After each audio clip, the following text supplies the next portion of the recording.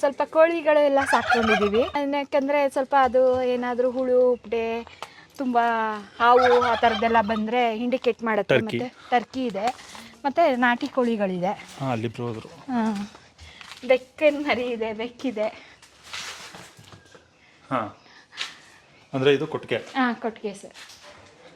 ಎಷ್ಟು ಹಸುಗಳು ಇರ್ತವೆ ಮೇಡಮ್? 5 ಹಸು ಇದೆ ಈಗ ಸದ್ಯಕ್ಕೆ. 2 ತಾಯಿ ಇದ್ದಾರೆ, 2 ಮಕ್ಕಳಿದ್ದಾರೆ. ಅದಕ್ಕೆ ನೀವೇನಾದ್ರು ಹಾಡ್ಗೀಡ್ ಕೇಳಿಸಿದ್ರೆ ಇಲ್ಲೇ ಕೇಳಿಸೋದಾ? ಇಲ್ಲ, ಇದು ಸ್ಪೀಕರ್ಗಳು ಅಲ್ಲೆಲ್ಲ ಇದೆ, ಎಲ್ಲ ಕಡೆನೂ ಇದೆ. ಎಲ್ಲ ಕಡೆ ಇದೆ. ಇಲ್ಲಿ ಮಧ್ಯದಲ್ಲಿ ಒಂದಿದೆ. ಇದು ಎಲ್ಲಿಂದ ನೋಡಿದ್ರಿ ನೀವು ಸ್ಪೀಕರ್ ಅಳವಡಿಸೋದು? ಎಲ್ಲೂ ನೋಡಿಲ್ಲ ಸರ್. ಕೇಳಿಸ್ಬೇಕು ಅಂತ? ಇಲ್ಲ ಸರ್, ನನಗೆ ತುಂಬ ಮ್ಯೂಸಿಕ್ ಕೇಳಬೇಕು ಅಂತ ಇಷ್ಟ. ಹಾಗಾಗಿ ನನ್ನ ಜೊತೆ ಅವರು ಕೇಳಬಹುದಲ್ಲ, ಎಲ್ಲರಿಗೂ ಅನುಕೂಲ ಆಗುತ್ತೆ ಅಂತ. ಇದು ಬೆಳಗ್ಗೆ ಹೊತ್ತಿರೋದಕ್ಕೆ ಹಸುಗಳು ಬಿಸಿಲು ತಂಪತ್ತಲ್ಲಿ ಈಗ ಹೊಲದೊಳಗೆ ಬಿಟ್ಬಿಡ್ತೀವಿ, ಮೇಯುತ್ತೆ. ಇದು ಮಧ್ಯಾಹ್ನ ಹೊತ್ತು ನೆರಳಲ್ಲಿ ಇರಬೇಕಲ್ಲ, ಗಾಳಿ ಆಡಬೇಕಲ್ಲ, ಅಲ್ಲಿ ಸ್ವಲ್ಪ ಕೊಟ್ಟಿಗೆ ಎಲ್ಲ ಒಣಗುತ್ತೆ ಅನ್ನೋ ಉದ್ದೇಶದಿಂದ ಇಲ್ಲಿ ತೊಗೊಂಬಂದು ಕಟ್ಟುತ್ತೀವಿ. ಓಕೆ. ಈ ಮೇಲ್ಗಡೆ ಏನು ಮೇಡಮ್ ಅಷ್ಟೊಂದು ರೂಮು? ಅದು ಜೀವಾಮೃತ ಮಾಡೋಕ್ಕೆ ಅಂತ ತರಿಸಿದ್ದೀನಿ ಸರ್. ಇನ್ನೂ ಮಾಡಿದ್ದೀನಿ, ಎಲ್ಲ ಕಡೆನೂ ಇಡೋಣ ಅಂತ. ಮತ್ತೆ ಈ ಬೆಂಕಿ ಏನಾದರೂ ಬಂದರೆ ಅಂತ ಈ ಸಲ ತಂದಿದ್ದು. ಬೆಂಕಿ ಏನಾದ್ರು ಸ್ಪ್ರೆಡ್ ಆಗ್ಬಿಟ್ರೆ ಅಲ್ಲಲ್ಲೇ ನೀರು ತುಂಬಿಡೋಣ ಅಂತ. ಯಾರಾದರೂ ಈಗ ಇಲ್ಲಿ ಕುರಿ ಕಾಯೋರು ಅವರು ಬಿಡಿ ಸೇದಿ ಹಾಕ್ಬಿಡ್ತಾರೆ ಸರ್. ಹೋದ್ಸಲ ಸ್ವಲ್ಪ ಒಂದು 10 ಗಿಡ ಸುಟ್ಟೋಗ್ಬಿಡ್ತು ನಮ್ಮದು. ಹಾಗೆ ಅದಕ್ಕೆ ಅಲ್ಲಲ್ಲೇ ಒಂದೊಂದು 20 ಅಡಿ 30 ಅಡಿಗೆ ಡ್ರಮ್ಮಲ್ಲಿ ನೀರು ಇಟ್ಟರೆ ತಕ್ಷಣ ನಾವು ಹಾರಿಸ್ಬೋದಲ್ಲ ಅನ್ನೋ ಉದ್ದೇಶದಿಂದ ಅದನ್ನು ತರಿಸಿದ್ದೀನಿ ಸರ್. ಇವರು ಪೂರ್ವಿ ಅಂತ, ಇವರು ನಮ್ಮ ಚಿಕ್ಕಪ್ಪ ನಮಗೆ ಕೊಟ್ಟಿದ್ದು. ಇವಳು ಪುಣ್ಯ ಅಂತ, ಅವನು ರಾಮು ಅಂತ, ಮಲೆನಾಡು ಪುತ್ತೂರಿಂದ ತಂದಿದ್ದು. ಒಂದು ಸ್ವಲ್ಪ ಹುಡುಗ ರೋಷ ತೋರಿಸ್ಬೇಕಲ್ಲ ಸರ್. ಹೌದು, ನಾನು ಹುಡುಗ ಅಂತ ರಾಮು ಅಂತ. ಇವಳು ಪುಣ್ಯನ ಮಗಳು ಸಿರಿ ಅಂತ.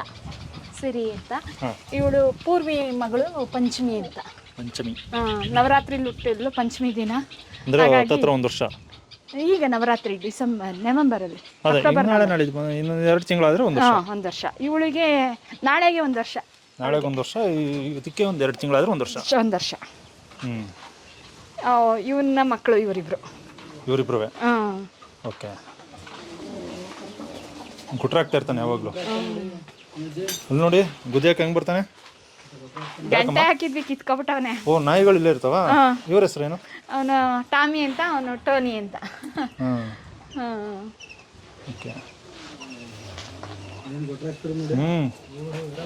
ಆಯ್ತು ಅಷ್ಟೇ. ನೀನು ಬರೋಕ್ಕಾಗೋದು, ಇನ್ನೇನು ಬರೋಕ್ಕಾಗಲ್ಲ.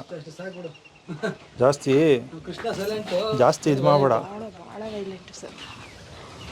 ಆದರೆ ಒಂದು ಸಣ್ಣ ಕಡ್ಡಿ ಇಟ್ಕೊಂಡ್ಬಿಟ್ರೆ ಸರಿ. ಶೆಡ್ ಚೆನ್ನಾಗಿದೆ ಮೇಡಮ್, ತುಂಬಾ ಹೈಟ್ ಇದೆ, ಗಾಳಿ ಆಡೋದಕ್ಕೆ, ಬೆಳಕು. ಫಸ್ಟ್ ತೆಂಗಿನ ಗರಿ ಹಾಕ್ಸಿದ್ವಿ ಸರ್. ತೆಂಗಿನ ಗರಿ ಸಿಗೋದೇ ಕಷ್ಟ ಅಂತ ಹೇಳಿ ಆಮೇಲೆ ಪಾಪ ಮ್ಯೂಸಿಕ್ ಇದಕ್ಕೆ ಹೆಂಗೆ ಕೇಳಿಸ್ತೀರಾ? ಮ್ಯೂಸಿಕ್ ಹಾಕುವ ರವಿ, ಅದೆಷ್ಟೊತ್ತು ಬರುತ್ತೆ ಹಾಕು. ಜೀವಾಮೃತಕ್ಕೆ ಅಂತ ತಂದಿದ್ದೀರಾ? ಜೀವಾಮೃತ ಹಾಕಿದ್ಮೇಲೆ ನಿಮ್ಮ ತೋಟ ಬದಲಾವಣೆ ಆಯ್ತಾ? ಸರ್ ಪರವಾಗಿಲ್ಲ. ಇವ್ರದೇ ಹಸುದೇ ಗಂಜಲ, ನಮಗೆ ನಾಳೆ ದೇಸಿ ಹಸುದಲ್ಲ, ಗಂಜಲ ಸಿಗುತ್ತೆ. ಮಜ್ಜಿಗೆ ನಾವು ಹಾಲು ಕರೆದು ಮಜ್ಜಿಗೆ ಏನು ಮಾಡಿಲ್ಲ. ಬಟ್ ಇದು ಸಗಣಿ ಮತ್ತು ಗಂಜಲ ಉಪಯೋಗಿಸಿ ಅದಕ್ಕೆ ಹಿಟ್ಟು ಎಲ್ಲ ನಾನು ಯೂಟ್ಯೂಬ್ ವಿಡಿಯೋದಲ್ಲಿ ನೋಡಿದೆ, ಜೀವಾಮೃತ ಮಾಡೋದು ಹೇಗೆ ಅಂತ. ಅದರಿಂದ ನೀವೆಲ್ಲೂ ಹೋಗಿಲ್ಲ, ಯಾರ್ದು ಕಾರ್ಯಾಗಾರನೂ ಅಟೆಂಡ್ ಮಾಡಿಲ್ಲ, ಯಾರ ತೋಟಕ್ಕೂ ಹೋಗಿಲ್ಲ? ಎಲ್ಲೂ ಹೋಗಿಲ್ಲ ಸರ್. ನೀವೇ ಸಾವಯವ ಮಾಡಬೇಕು ಅಂತ ತೋಟ ತಗೊಂಡು ಕಮರ್ಷಿಯಲ್ ಕ್ರಾಪ್ಗಿಂತ ಮುಂಚೆ ಬೇರೆ ಬೇರೆ ಕ್ರಾಪ್ ಹಾಕಿ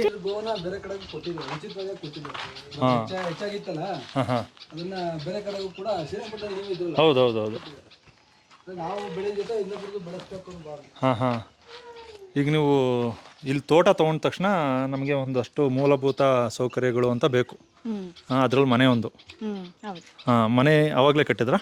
ಹೌದು ಸರ್, ಫೆನ್ಸಿಂಗ್ ಆಗ ಮುಂಚೆ ಮನೆಯೇ ಕಟ್ಟಿದ್ದು ಸರ್. ಯಾಕೆಂದರೆ ಫೆನ್ಸಿಂಗ್ ಐಟಮ್ ಎಲ್ಲ ಇಟ್ಕೊಳ್ಳೋಕ್ಕೆ ನಮಗೆ, ನಾವು ಬರೋದು ಮನೆ ಸಿಟಿಯಿಂದ, ಇಲ್ಲಿ ಯಾವ್ದಾದ್ರು ಕಳ್ತನ ಮಾಡಿಬಿಟ್ರೆ ಅಂತ ಹೇಳಿ ಫಸ್ಟು ಕಟ್ಟಿದ್ದೆ ಮನೆ ಕಟ್ಟಿ ಆನಂತರ ಅದರದ್ದು ಸಲಕರಣೆಗಳೆಲ್ಲ ಇಡಬೇಕು, ಮಾಡಬೇಕು, ಕೆಲಸದ್ದು ಸಾಮಾನು ಎಲ್ಲ ಇಡೋಕ್ಕೋಸ್ಕರ ಅಂತಲೇ ಮನೆ ಕಟ್ಟಿದ್ದು ಮೊದಲನೇದಾಗಿ.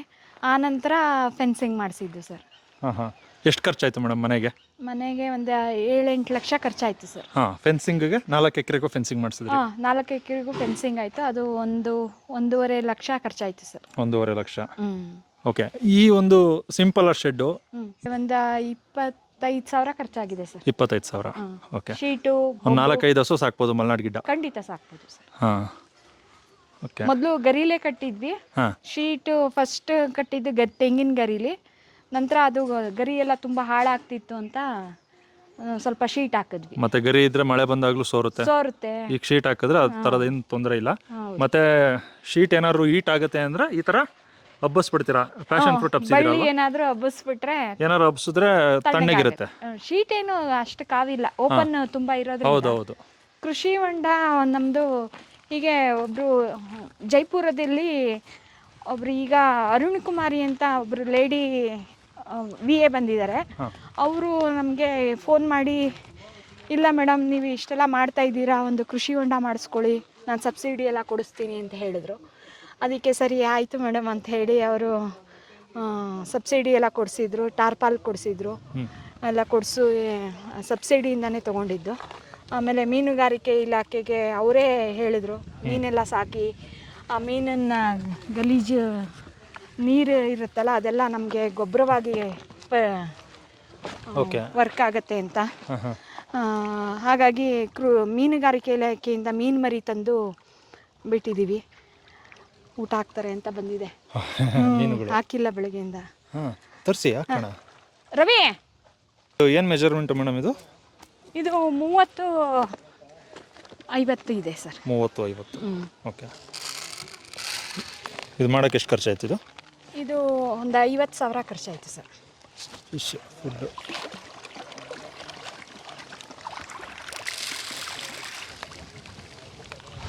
50,000 ಖರ್ಚಾಯಿತು. ಸಬ್ಸಿಡಿ ಸಿಗ್ತಾ? ಹಾಂ. ಹಾಂ.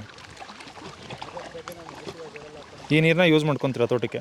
ಇದನ್ನು ಅದು ಡೀಸೆಲ್ ಮೋಟಾರಿಂದ ಅಡಿಕೆ ಬೆಳೆಗೆ ಹೊಡ್ಕೊಳ್ತೀವಿ ನೀರು. ಹಾಂ ಹಾಂ. ಡೀಸೆಲ್ ಮೋಟಾರ್ ಕೂಡ ಸಬ್ಸಿಡಿಲಿ ಕೊಡಿಸಿದ್ರು. ಓಕೆ. ಅದರಿಂದ ನಾವು ನೀರನ್ನ ಎಲ್ಲ ಗಿಡಗಳಿಗೆ ಹಾಕ್ಕೊಳ್ತೀವಿ. ಒಳ್ಳೆ ಪ್ರೋಟೀನ್ ಎಲ್ಲ ಇರುತ್ತೆ ನೀರಲ್ಲಿ, ತುಂಬ ಗಿಡಕ್ಕೆ ಏನು ಬೇಕೋ ಅವೆಲ್ಲ ಇರುತ್ತೆ, ಶಕ್ತಿ ಇರುತ್ತೆ ಅಂತ ಗೊಬ್ಬರ ಹಾಕೋದೇ ಬೇಡ ನೀವು ಅಂತ ಹೇಳಿದರು. ಓಕೆ. ಹಾಗಾಗಿ ಇದನ್ನು ಮಾಡ್ಕೊಳ್ತೀವಿ. ಓಕೆ. ಇದನ್ನ ಹಾಕಿದ್ಮೇಲೆ ನೀವು ಬೇರೆ ಹೊಸ ನೀರು ಹಾಕ್ಕೊಳ್ತೀವಿ. ಅಲ್ಲ ಗಿಡಗಳು ಚೆನ್ನಾಗಿದಾವ? ತುಂಬ ಚೆನ್ನಾಗಾಗಿದೆ. ಹಾಂ ಹಾಂ. ಓಕೆ. ಆ ಕಡೆಗೆ ಜಾಸ್ತಿ ಹೋಗಿರೋದು, ಡೌನ್ ಆ ಕಡೆ ಇರೋದ್ರಿಂದ. ಎಷ್ಟು ವರ್ಷ ಆಯಿತು ಮೇಡಮ್ ಇದೆಲ್ಲ ಮಾಡಿಸಿ? ಇದು 1 ವರ್ಷ ಆಯಿತು ಸರ್. ಅಂದರೆ ಟಾರ್ಪಲ್ ಎಷ್ಟು ವರ್ಷ ಬಾಳಿಕೆ ಬರುತ್ತೆ ಅಂತ? ಟಾರ್ಪಲ್ 10-15 ವರ್ಷ ಬಾಳಿಕೆ ಬರುತ್ತೆ ಅಂತ ಹೇಳಿದ್ದಾರೆ. ಹಾಂ ಹಾಂ.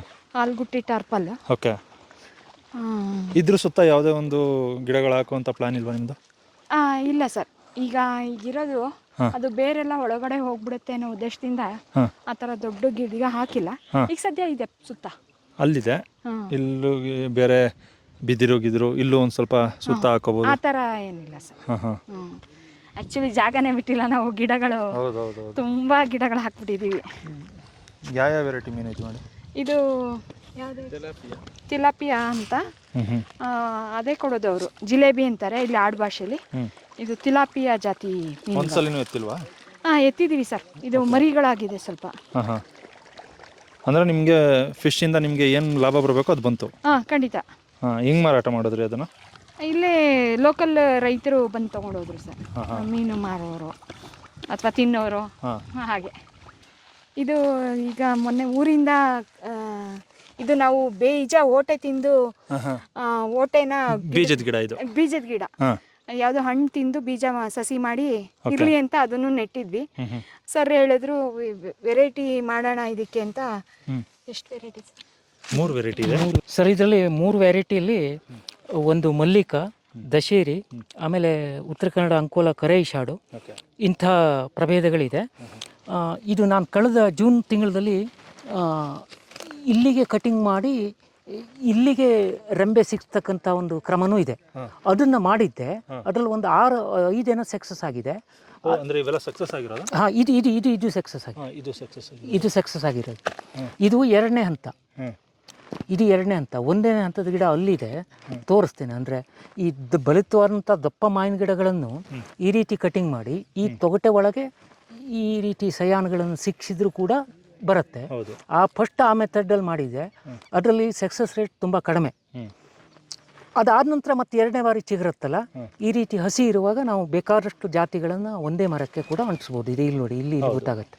ಈ ಒಂದು ಬ್ರಾಂಚಸ್ಗೆ ಹಾಂ, ಇದು ಹಾಕಿದ್ದೀರಿ. ಇದು ಮಲ್ಲಿಕ. ಇದು ಮಲ್ಲಿಕನಾ? ಮಲ್ಲಿಕ ಪಕ್ಕದಲ್ಲಿ ತಿರ್ಗಾ ಮಲ್ಲಿಕ ಹಾಕಿದ್ದೀರಾ? ಹಾಂ, ಅಲ್ಲಿ ಮಲ್ಲಿಕ ಹಾಕಿದ್ದೀನಿ. ಇದು ದಶೇರಿ, ಆಮೇಲೆ ಅದು ಕರೇಶಾಡು. ಓಕೆ. ಅದು ಇದು ಆಕ್ಚುಲಿ ಇದು ಅವ್ರ ಊರಿಂದಾನೇ ತಂದಿರೋದು. ಕಸಿ ಕಡ್ಡಿಗಳು ಕೂಡ ಅವರು ಒದ್ದೆ ಬಟ್ಟೆ ಮಾಡ್ಕೊಂಡು ಅದನ್ನ ಹುಡುಕಿ. ಕಸಿ ಎಷ್ಟು ದಿನ ಆಗಿದೆ ಅಂದ್ರೆ ನಿನ್ನೆ ಕಟ್ಟಿದ್ದು. ಈ ಸೈನ್ ತಂದ್ರಲ್ಲ, ಎಷ್ಟು ದಿನ ತನಕ ಇಟ್ಕೋಬಹುದು ಜೋಪಾನವಾಗಿ? ಅದು ಈ ನಮ್ಮಲ್ಲಿ ಪ್ರದೇಶದಲ್ಲಿ ಈಗ ಜೂನ್ 15ರಿಂದ ಮಳೆಗಾಲ ಪ್ರಾರಂಭ ಆಗುತ್ತಲ್ಲ, ತುಂಬ ತಂಪು ವಾತಾವರಣ ಅಲ್ದ್ರೆ ಅಲ್ಲಿ 15 ದಿವಸ ಇಟ್ಕೋಬೋದು ಸಯಾನ್ಗಳನ್ನು. ಇಲ್ಲಿ ಈ ಏರಿಯಾದಲ್ಲಿ ಹೆಚ್ಚು ಅಂತಂದರೆ 2 ಅಥವಾ 3 ದಿವಸ, ಅದಕ್ಕಿಂತ ಜಾಸ್ತಿ ಇಟ್ಕೊಳ್ಳೋಕೆ ತುಂಬ ಕಷ್ಟ. ಅಲ್ಲ, ಇದನ್ನ ಇಟ್ಕೊಳ್ಳೋಕೆ ಏನಾದ್ರು ಎಕ್ಸ್ಟ್ರಾ ಮೆಥಡ್ ಏನಾದ್ರು ಇದೆಯಾ? ಒದ್ದೆ ಬಟ್ಟೆ ಮಾಡಿ, ಒದ್ದೆ ಬಟ್ಟೆಯಲ್ಲಿ ಹಾಕಿ ಎಲೆಗಳನ್ನೆಲ್ಲ ಕಟ್ ಮಾಡಿ, ಅದಾದ ನಂತರ ಅದ್ರ ಮೇಲೆ ಒಂದು ಪ್ಲಾಸ್ಟಿಕ್ ಕವರು ಸುತ್ತಿ ಟ್ರಾನ್ಸ್ಪೋರ್ಟ್ ಟೈಮ್ನಲ್ಲಿ ತಗೊಬರ್ಬೋದು. ಆಮೇಲೆ ಮತ್ತೆ ಪುನಃ ತಾಸು 2 ತಾಸಿಗೆ ನೀರು ಹಾಕ್ತಾ ಗಾಳಿ ಆಡೋ ರೀತಿಯಲ್ಲಿ ಇಡಬೇಕು. ಇದ್ರೆ ಫಂಗಸ್ ಅಟ್ಯಾಕ್ ಆಗಿಬಿಡುತ್ತೆ. ಅಲ್ಲ, ಈ ಸೈನಲ್ಲಿ ಮೊಗ್ಗು ಏನಾದ್ರು ಇತ್ತಾ? ಹೌದು. ಮೊಗ್ಗಿರೋದೇ ಆಯ್ಕೆ ಮಾಡೋಕೆ ತರಬೇಕು. ಅದಿಲ್ಲ ಅಂತಂದ್ರೆ ಯಾವುದೋ ಒಂದು ಕಡ್ಡಿ ತಂದುಬಿಟ್ರೆ ಬರಲ್ಲ. ಫ್ಲವರ್ ಆಗುವಂಥದ್ನೇ ಆಯ್ಕೆ ಮಾಡಬೇಕು. ಹೌದು. ಇದು ನೋಡಿ, ಇಲ್ಲಿ ಗೊತ್ತಾಗುತ್ತೆ. ಇದೆ, ಇಲ್ಲಿ ಸೂಕ್ಷ್ಮವಾಗಿ ನೋಡಿ, ಈ ಎಲೆಯ ಸಂಧಿಯಲ್ಲಿ ನೆಕ್ಸ್ಟ್ ಬಡ್ಸ್ಗಳು ಅಂದರೆ ಚಿಗುರುವಂಥ ಗುಣ ಅದರಲ್ಲಿ ಇದೆ. ಅಂಥ ಕಡ್ಡಿಗಳನ್ನು ಅದಕ್ಕಂತ ತರಬೇಕು. ಚಿಗುರು ಮುಂದೆ ಚಿಗುರುವಂಥದ್ದು ತಪ್ಪು, ಮಗ್ಗುಗಳು ಇರಬೇಕು. ಆ ಥರ ಏನಾದ್ರು ಇದ್ರೆ ಸೂಕ್ತ. ಯಾವುದು ಮರ ಇಲ್ಲೊಂದಿದೆ. ಹೌದು ಮೇಡಮ್, ಇದಂತೂ ಹಾಕೊಂಡಿರೋದು ತುಂಬಾ ಖುಷಿ ವಿಚಾರ. ಹೌದು ಮರ ಯಾರು ಹಾಕೊಳ್ಳಲ್ಲ ಜಾಸ್ತಿ, ಹಾಕೊಂಡ್ರು ಒಂದು ಹಾಕೊಂತಾರೆ, ನೀವು 2-3 ಹಾಕೊಂಡಿದ್ದೀರಾ. ಇದೆಲ್ಲ 4 ವರ್ಷದ್ದು 4 ಕಾಯಿ ಕೊಡ್ತಾ ಇದೆ. ಖಂಡಿತ ಮುಂದೆ ಜಾಸ್ತಿ ಕೊಡುತ್ತೆ. ಹೌದು.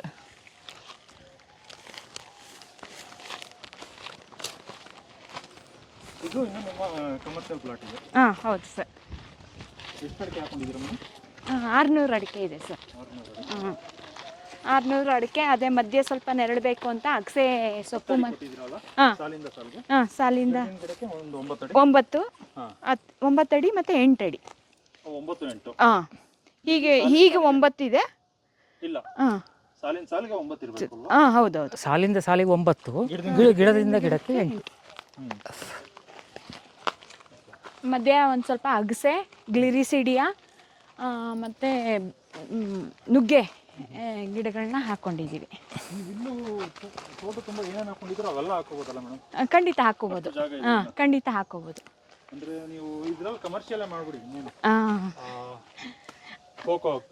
ಹೌದು. ಏಲಕ್ಕಿ ಎಲ್ಲ ಹಾಕ್ಬೋದು. ಅದೇ ಅದು ಸ್ವಲ್ಪ ಇನ್ನೊಂದನ್ನ ಆಗಲಿ ಅಂತ ಹೇಳಿದ್ದಾರೆ ಸರ್.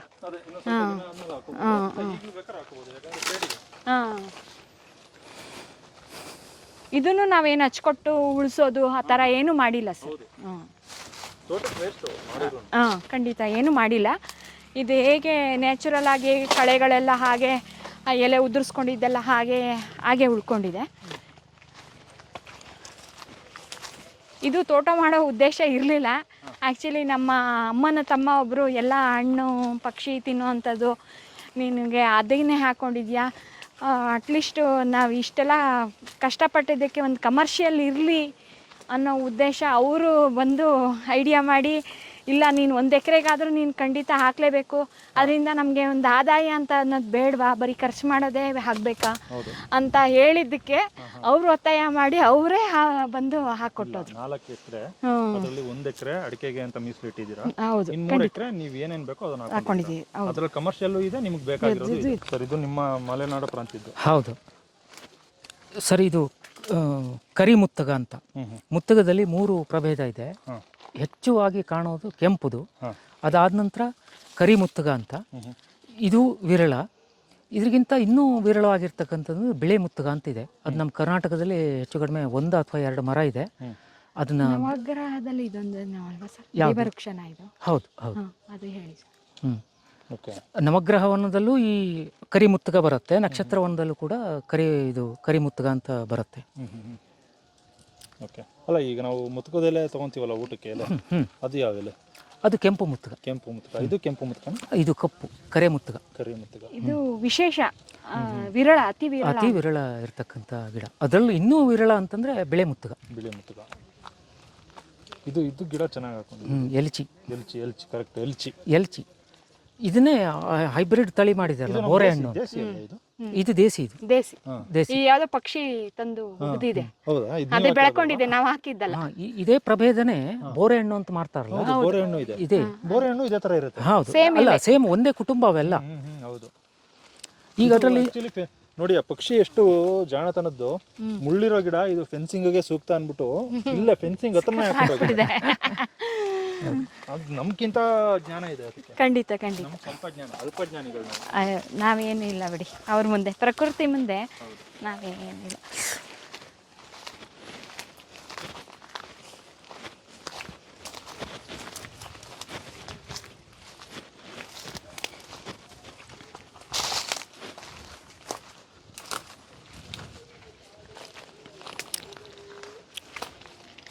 ಸರ್, ಇದು ರಾಳ ಧೂಪ ಅಂತ.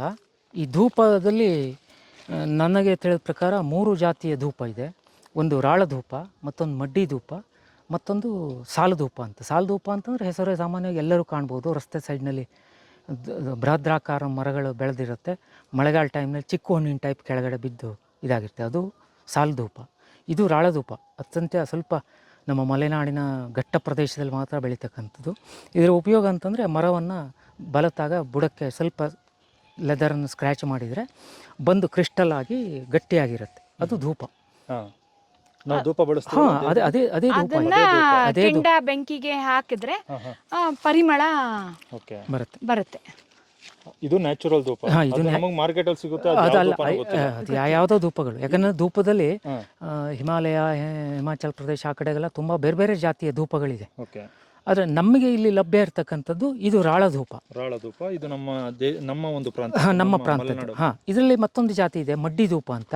ಅದನ್ನ ಊದುಬತ್ತಿಯಲ್ಲಿ ತಯಾರಿಕೆಯಲ್ಲಿ ಬಳಸ್ತಾರೆ. ಅದು ಅಂಟೋದು, ಅಂದ್ರೆ ಅದು ಈ ರೀತಿ ಗಟ್ಟಿಯಾಗಿ ಕ್ರಿಸ್ಟಲ್ ಆಗಲ್ಲ, ಕಲ್ ಸಕ್ಕರೆ ಟೈಪ್ ಆಗಲ್ಲ.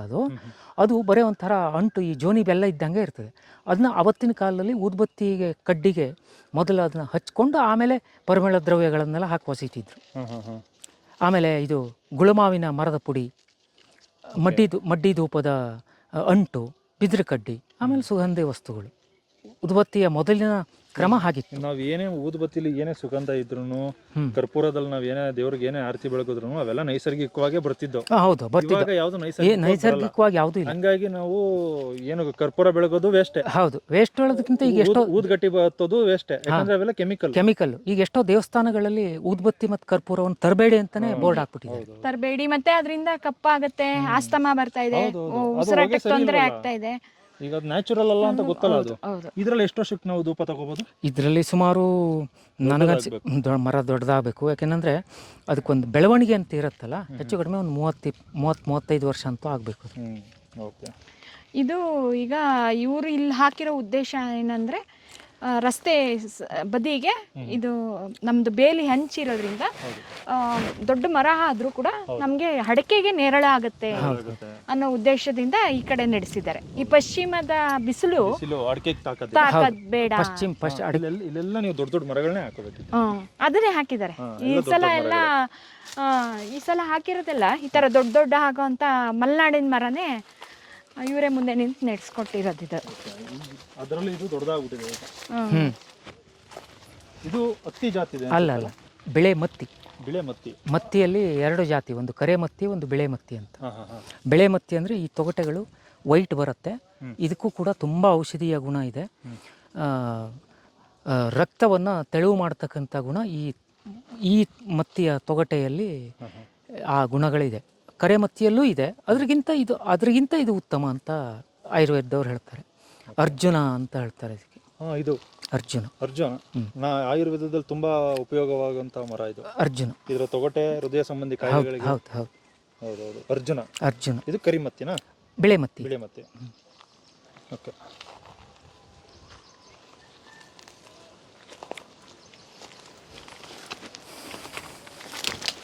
ಇದು ಒಂದು ನುಗ್ಗೆ ಸರ್.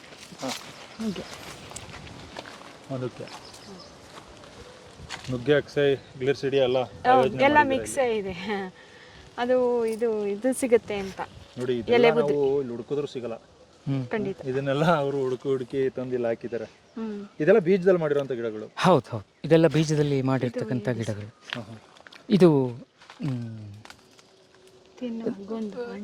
ಗೋಂದಂಟು ಅಂದರೆ ದಿಂಡಿಲು ಮರ ಅಂತ ನಮ್ಮ ಉತ್ತರ ಕನ್ನಡದ ದಾಂಡೇಲಿಯ ಭಾಗದಲ್ಲಿ ಇರ್ತಕ್ಕಂಥದ್ದು. ದಿಂಡಿಲು ಅಂತ ಹೇಳ್ತಾರೆ ಅದಕ್ಕೆ. ಈ ಮರದ ಇದರಿಂದ ಅಂಟು ತೆಗಿತಾರೆ, ತಿನ್ನುವ ಅಂಟು ಅಂತ, ಗೋಂದಂಟು ಅಂತ. ಅದು ಆ ಜಾತಿಯ ಮರ ಇದು. ಓಕೆ, ಇನ್ನೂ ಅನೇಕ ಇದೆ. ಬಹುಶಃ ವ್ಯವಸಾಯ ಅನ್ನೋದು ತುಂಬ ಕಷ್ಟಕರವಾದದ್ದು ಅಂತ ಹೇಳ್ತಾರೆ. ಬಟ್ ಆಸಕ್ತಿ ಇದ್ದರೆ ಸುಲಭ ರೀತಿಯಲ್ಲೂ ಮಾಡ್ಬೋದು. ಮತ್ತು ಅದರಿಂದ ತುಂಬ ಖರ್ಚಾಗತ್ತೆ ಅನ್ನೋದು. ವ್ಯವಸಾಯ ಅಂದರೆ ಮನೆ ಮಂದಿ ಎಲ್ಲ ಸಾಯ ಅಂತ ಒಂದು ಗಾದೆ ಮಾತಿತ್ತು. ಆ ಥರದ್ದೇನಿಲ್ಲ, ನಾವು ಸುಲಭ ರೀತಿಯಲ್ಲೂ ಮಾಡ್ಬೋದು. ಸುಲಭ ರೀತಿಯಲ್ಲಿ ನಮಗೆ ಹೇಗೆ ಅಂದರೆ ಅದಕ್ಕೆ ನಾವು ಉಳಿಸೋದಿರಲಿ, ಅದನ್ನು ಮಾಡೋದಿರಲಿ, ಏನೂ ಮಾಡ್ತಾ ಇಲ್ಲದೆ ಇರೋದ್ರಿಂದ ಅದರಲ್ಲಿ ನಮಗೆ ಖರ್ಚು ಕಡಿಮೆ ಆಗ್ತಾಯಿದೆ, ಖರ್ಚು ಜಾಸ್ತಿ ಆಗ್ತಾಯಿಲ್ಲ. ಮತ್ತು ಇದು ನಾವು ಗೊಬ್ಬರಕ್ಕಾಗಲಿ ಎಲ್ಲದಕ್ಕೂ ನಾವು ನೇಚರ್ನೇ ಬಳಸ್ಕೊಳ್ತಾ ಇರೋದ್ರಿಂದ ಈಗ ಗ್ಲಿರಿಸಿಡಿಯ ಎಲೆ ಸಿಗುತ್ತೆ ನಮಗೆ, ಅಗಸೆ ಎಲೆ ಸಿಗುತ್ತೆ, ಇದೆಲ್ಲ ನುಗ್ಗೆ ಹಾಕಿದ್ದೀವಿ ಅದರ ಎಲೆ ಸಿಗುತ್ತೆ. ಅದೇ ಎಲ್ಲ ನಮಗೆ ಕಾಂಪೋಸ್ಟ್ ಆಗಿ ಅದಕ್ಕೆಲ್ಲ ನೈಟ್ರೋಜನ್ ಫಿಕ್ಸೇಷನ್ ಜಾಸ್ತಿ ಆಗುತ್ತೆ ಗಿಡಕ್ಕೆ. ಹಾಗಾಗಿ ನಮಗೆ ಗೊಬ್ಬರದ ಇದೂ ಕಡಿಮೆ ಆಗುತ್ತೆ. ಹಾಗಾಗಿ ಈ ಥರದ್ದು ಬೇಸಾಯ ಮಾಡಬಹುದು ಕೃಷಿಲಿ, ಸುಲಭ ರೀತಿಯಲ್ಲಿ ಮಾಡ್ಬೋದು. ಯಾವುದು ರಾಸಾಯನಿಕ ಏನನ್ನು ಬಳಸದೆ ನಾವು ಖಂಡಿತವಾಗಿಯೂ ಇದನ್ನು ಮಾಡ್ಬೋದು. ಎಲ್ಲರೂ ಮಾಡಿ ಖಂಡಿತ ಸಕ್ಸಸ್ ಆಗುತ್ತೀರಾ ಅಂತ ನನಗೆ ನಂಬಿಕೆ ಇದೆ.